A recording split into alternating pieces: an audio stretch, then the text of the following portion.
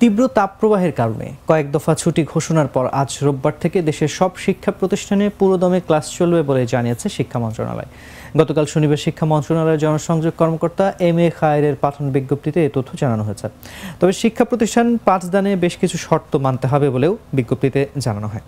এতে বলা হয়েছে, মাধ্যমিক ও উচ্চ শিক্ষা বিভাগ থেকে গত 25 এপ্রিল প্রকাশিত প্রজ্ঞাপনের শর্তাদি পালন সাপেক্ষে রোববার থেকে দেশের সব মাধ্যমিক স্কুল, কলেজ, মাদ্রাসা ও কারিগরি শিক্ষা প্রতিষ্ঠানে পাঠদান কার্যক্রম অব্যাহত থাকবে।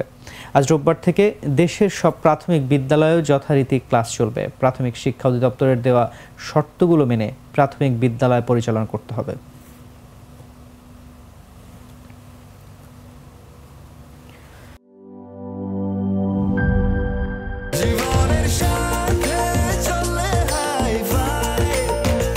স্বাস্থ্যকর অল টাইম ফ্যামিলি কেক, সব সময় অল টাইম হেলদি লাইফ।